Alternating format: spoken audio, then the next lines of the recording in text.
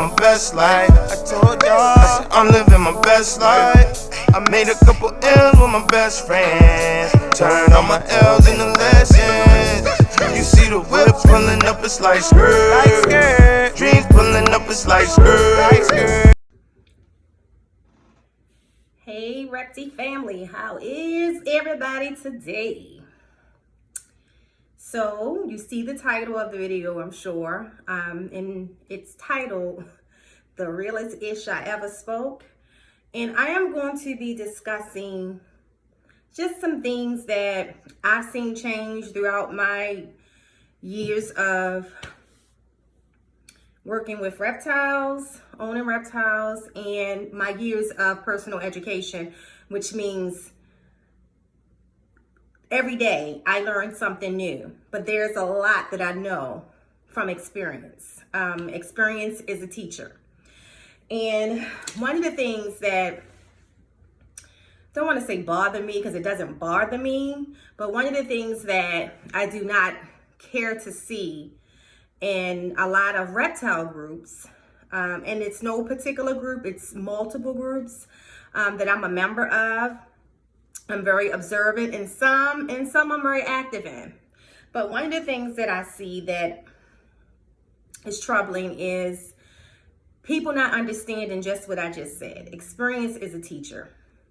You have a lot of people who are new to the hobby, who was told by somebody what you should and should not do. I particularly take the knowledge that applies to new knowledge for me.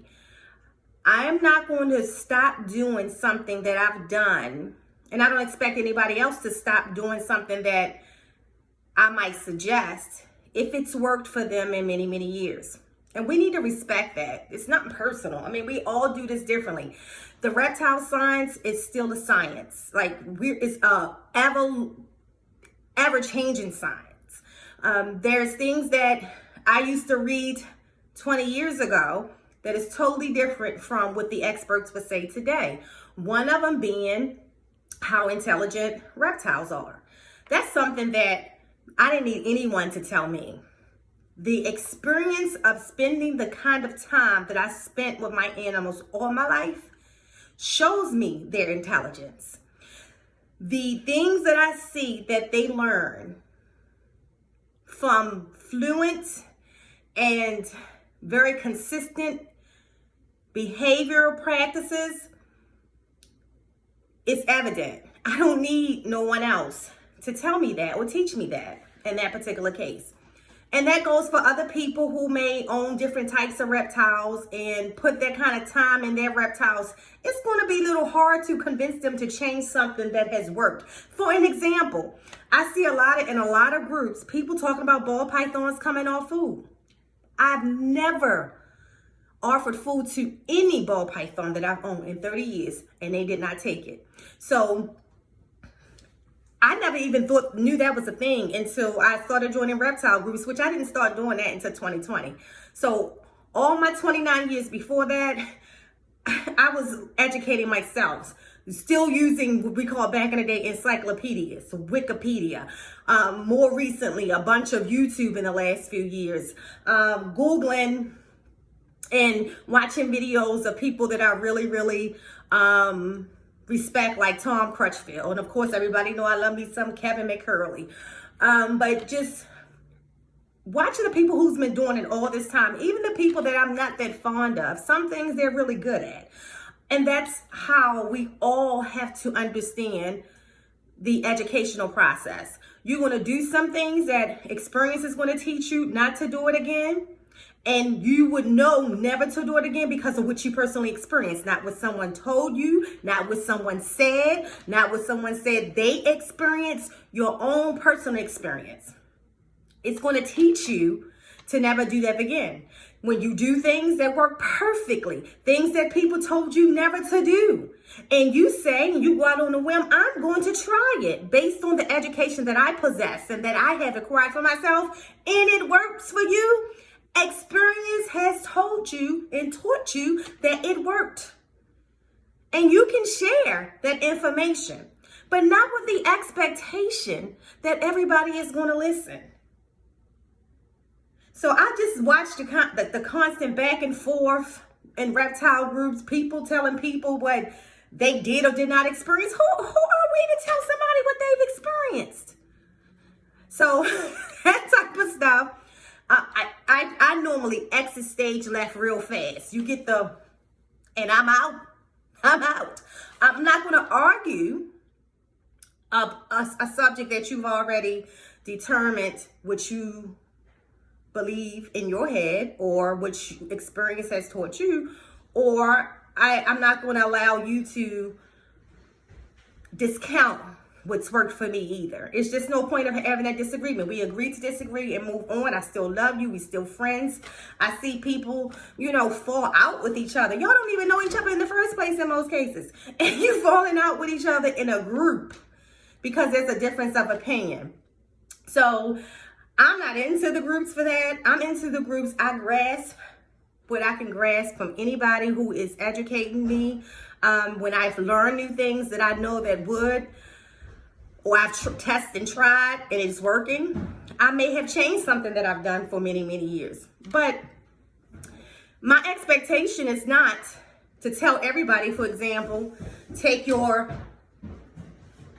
small python and put them in a big enclosure, or take your reticulated python and put them in a large enclosure. It worked for me. Y'all heard me talk about that. It worked for me. But it doesn't mean that it's going to work for everybody. So somebody else may try and not want to do it. And that's okay. And I'm okay with that. But you cannot force people to take your knowledge as golden word. You have to let their own experience be their teacher. Now, I agree there's certain things that's basic knowledge that some people need to know. But I'll use an example. Some people who live in the hotter climates don't use heat at all for their reptiles. That would never work for me and the people that's in my area. I'm in Maryland. Even on a hot summer day, we normally have our air conditioner on. So therefore, that's going to cause an issue because even though it's hot outside, LAC is on in the house and your snake is going to freeze. So, you can't just say to somebody, you can't do this without knowing everything else that needs to be known in order to give them some great advice. Some of us treat our reptiles like family. We don't throw them in a drawer. We don't just put them in a bin and close the bin and don't deal with them. Some of us will only manage enough reptiles that we can give their individual attention to. That's me. Every animal in here I know intricately. They know me intricately. When I get new animals, I spend more time with them than I do my established animals so I can build that rapport with them as well. So when I watch people like Kevin McCurley speak about their animals and get emotional if their animals get sick or something like that, it's not about money going to be lost because I don't breed and sell. Not at this time anyway. And one of the reasons why I don't know if I want to get into breeding is because I don't ever want to lose the family feeling, the genuine connection that I have for the love of these animals. I don't ever want it to become based on money. I have a full-time job that pays me really, really well for that. I like it to be the joy, my break from life. My peace of mind is what my reptiles offer me.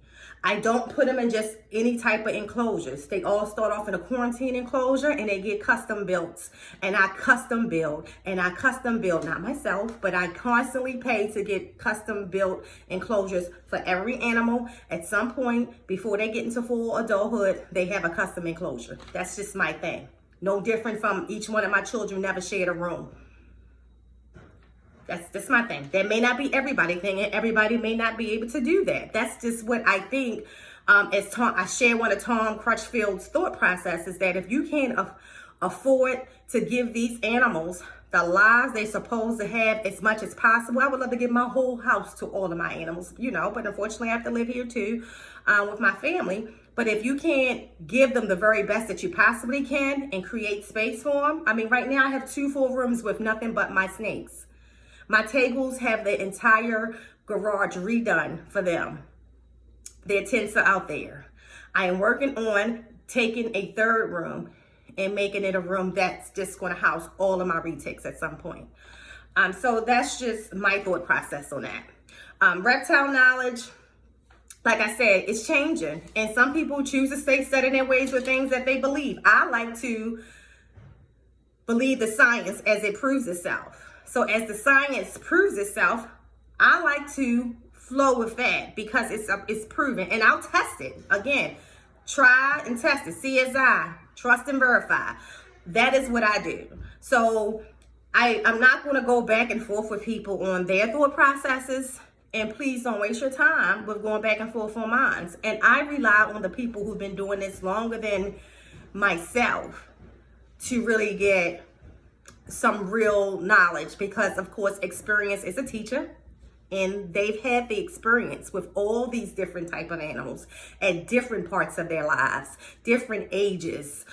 They've grown with a snake that they got it for 2 months old, and the snake is now 30 years old. You know, that's what I choose to do. So enough about that. Some exciting things. So I'm counting down the days to my new reticulated pythons come. Although I'm enjoying watching my breeder have the time of his life with his love, I cannot wait until he gets back from his wonderful vacation and ship me my Motley Tiger Head Purple and my Lavender Sun Motley. So those are my next 2 females that are coming. I chose to go with more females because in my education, I started off with males, and my males are the sweetest. My golden child is the only female that I have, and she's more, like I said before, she has more personality than the males. But I'm told that might change as they get older. And again, I respect people who have the experience and knowledge. So I decided to go with additional females because it seems that they may be a little bit easier as they grow bigger. And so before I exit, here's so some of you see on here a few months ago, I guess it was May. Yeah, it was May because it was a Mother's Day gift to me. So last May, this is the unboxing I did. And this is my Pastel Dream Monstertail Sharp Albino Boa. And his name is Caicos. And Caicos is named after one of my favorite places on earth that I love to visit, Turks and Caicos. And, you know, he is the only boa, or the only snake period that ever was, I had to actually take out of that defensive mode.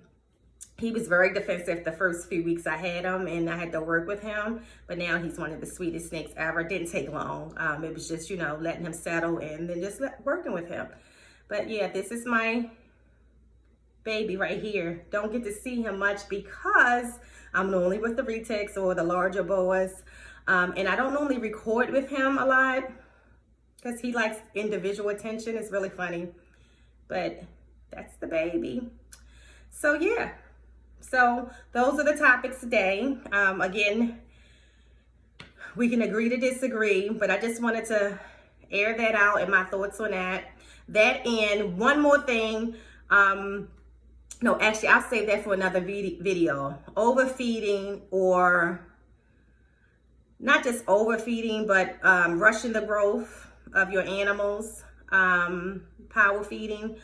I will talk about that and why I, you know, don't do that at all with any of my animals. Like if you look at Cakes will be, actually Cakes just turned 2 years old in January. And there he go. He was already a year when I got him.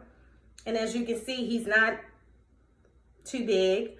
But my Motley, my Hypo Motley Jungle, Choco is only 1 year old, and she's way bigger than him.